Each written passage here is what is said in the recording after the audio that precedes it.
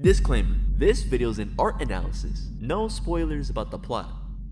I'm an artist, and as someone who wants to improve his skill to its maximum potential, I need to study. And what's a better way to study than to observe other artists? Today, I'm gonna be analyzing the art of Persona. Much like the other topics I've mentioned on my channel so far, I love Persona! It's a series that just stole my heart! Whether that's because of its banger music soundtracks, exquisite storytelling, or the topic of today's video, its art! Getting into it, Persona's been around for a really long time. Long enough to allow for its entire artistic evolution to be studied by random people like me. In this long-running series, there are 3 artists that we're gonna look at. Kazuma Kaneko, best known for his work on Persona 1 and 2 and the overall Megaten series. Shigenori Soejima, best known for his work on Persona 3, 4, and 5. And Azusa Shimada, a newer Persona artist known for her work on the remake of Persona 3. While I'm aware that there are lesser known artists who have worked on Persona, I want to keep this video simple, and so I'm just going to be focusing on these 3. Sorry. Firstly, let's look at Soejima. He's my favorite among the 3, and that might be because of some bias, but fortunately, he has an entire art book dedicated to showing some of his art over the years. So let's take a look. Starting from his early work for Persona 3, you instantly notice this unique aesthetic he's got. It's something akin to a ghostly watercolor look that's kind of hard for me to put into words. One quick feature to note about his style as a whole is that it's heavily inspired by both anime and manga, which is something you can actually see in the eyes and stylistic hair of each character. I mean, a nose doesn't look like that.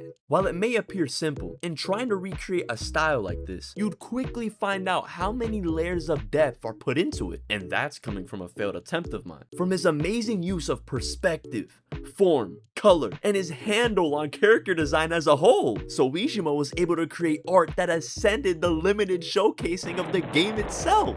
So when his art got translated into Persona 3, while not perfect, imbued the game with a soul and style not felt from much other games at the time.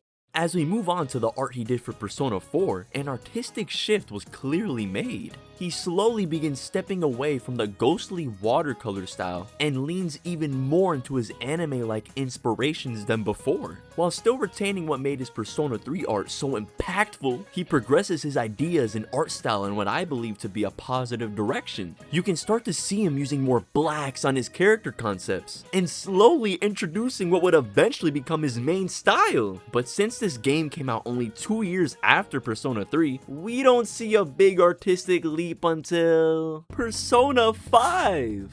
This game's concept art and official art is just amazing! Not only does this game hold the most unique range of character designs from Soejima yet, we get to see what those 8 years of game development did for his style. Not counting Catherine in the mix. While displaying aspects of his original inspirations, P5's art bleeds his conceptual style to official game art, allowing that heavy use of inky black to blend into his overall style. Thanks to Persona 5's thematic use of stylism and artistry as the overall game's aesthetic, I truly believe it gave Soejima the artistic freedom to wake up, get up, and get out there. Looking at the concept art for this game, even in the most simplest sketches, you can still feel Soejima's mastery and proficiency over his craft as a whole. Like this line, it reveals so much. The game's art, it's so beautiful. I can barely contain my excitement for Persona 6's art. I mean, after 10 years, it has to be insane. Putting my love of Persona 5 aside,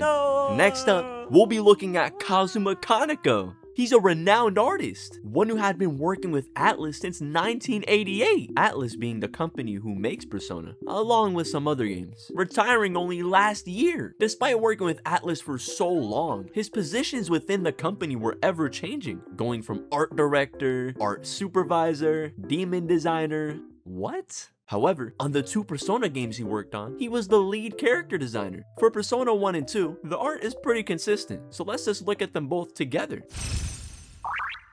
Getting a good look at his art, there's a certain sophistication to it. The stern faces and seriousness in its overall aesthetic, which reveals a stark contrast compared to the previous art shown. These were drawn in the late 90s, so his art reflects that dark tone game direction had back at that time, with games like DMC or Resident Evil for example. Looking at the demons Kaneko was drawing, I get why they put him in charge for later Persona games. These look sick! The spikes, colors, and metal instruments used in their character designs make them demon in name, but weirdly humanistic in reality. Unless you're talking about the animal ones, cause some of those are genuine nightmare fuel. It highlights Kaneko's extensive thought process on what he even feels a demon is in the first place. And so being able to take advantage of time and see how modern Persona evolved Kaneko's original demon designs is awesome. It's a testament to his ability to make designs that remain timeless decades later, and that's a feat on its own. With this man being the backbone of what would eventually make up the aesthetic of future Persona, his acclaim in the concept art world is well deserved. What's most unique about his style as a whole is how polished everything looks. The limits at that time had Kaneko taking his drawn designs and scanning them into his computer so he could color it digitally. A grueling process, I imagine, but something that produced a unique look because of it. The saturated whites in each design help contrast the dark blacks, ultimately making for the realistic anime-like designs Kaneko was well known for. And I'm not sure if anyone noticed, but Soejima definitely took some inspiration from this. Just look at his Persona 4 drawings next to Kaneko's art.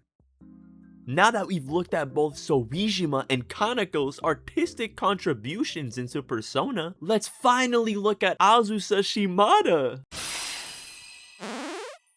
Despite this being her first big role in the Persona series, she was also a part of the art team responsible for Persona 5's upgraded Royale version. And after how successful Persona 5 Royale was, it further credits Azusa in the team's artistic prowess. The Persona 3 remake, aka Persona 3 Reload, was an ambitious undertaking, recreating a beloved game from the ground up while maintaining the best parts of the original is no easy task. However, I fully believe that choosing Azusa as the lead character designer was the best decision they could have made. With the original Persona 3 signaling the beginning of modern Persona, and the arc torch falling onto a young Soejima, it was only appropriate that they passed off the torch once more. So let's see what she was able to do. First off, whoa! Just look at the colors! The unique blending style, and the posing? Having worked under Soejima, the art was bound to have some influence from his style, but just looking at it, you can see how much different Azusa is as an artist. She heavily focuses on anatomical detail and beautiful render lighting, something that is to be expected of modern concept artists of this caliber. Like I mentioned earlier, the colors! Azusa is able to mix a multitude of colors that illustrate her vast knowledge in color theory. One thing Azusa definitely benefited from was the availability of Soejima's older designs. Being able to specifically reference the older concepts along with who made it definitely helped her improve what his character designs might have been lacking when they were first made. With Atlus's current staff, the integration of her designs into the game was extremely successful. I mean, just look at them! With the strength of the Unreal Engine, we get ray tracing now! Looking at the original Persona 3 and Reload side by side, you really get a sense of how much Persona's evolved! We got hair physics now! Just look at her go! It's so pink! With Azusa at the helm of Reload, I can only wonder who will be the lead character designer for Persona 4 Revival, or even Persona 6. It really sets a high standard for the future of the series, and it makes me even more excited to dissect it in the future. All in all, these three artists are integral to understanding what makes Persona's art so fascinating. They truly spotlight Persona's evolution in style, and in more recent times, its willingness to advance, even if that means change. Wait, there's one more artist we haven't looked at yet.